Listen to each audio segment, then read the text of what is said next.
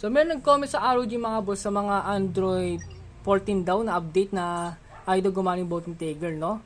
Ito mga boss, kasi sa ROG kasi mape, meron tayong tinatawag na, na sensitive. Pakita ko sa inyo. Ito, reset na. Ayan. Ay, no? Makikita nyo naman kasi. Ay, no?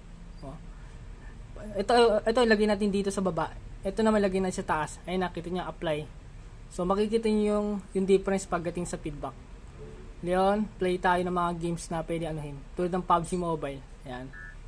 Pakita ko sa inyo So, tara, ayan. Ayan, pakita ko sa inyo mga boss. Ayusin lang natin trigger. Lagyan natin dito. Tapos ito naman lagyan natin sa barrel siguro. Ayan, okay na yan. So, okay, check natin.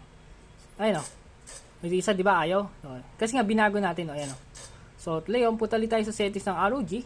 Dito sa punta ka sa controller. Punta ka sa baba lang. Makikita mo yung trigger, yan, trigger. Punta ka din ito. Top settings, reset mo yan. Ito, lagay mo dito sa taas. Ito, lagay mo sa taas. Ayun na. So, apply mo lang yan. Done. Tapos, balik ka sa game ng PUBG Mobile. Yan, PUBG Mobile. Yan. So, ito. O, diba?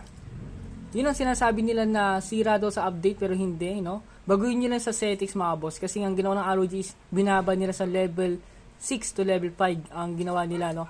Noon kasi naka level 1, no? Ito kasi level 1, ay no? Talaga passive agad. Pag naman kasi binago mo sa yan, dito tayo sa console ulit. Tapos punta ka sa settings. Wait. Console, trigger. Tapos papakita ulit yung sample ulit. Yan, back to to. Reset ulit natin. Lagyan natin sa level 10. Apply. Tapos, yun na yun. So, balik ulit tayo sa game ng PUBG Mobile. Pakita ko sa inyo. So, ayan o. Di ba wala?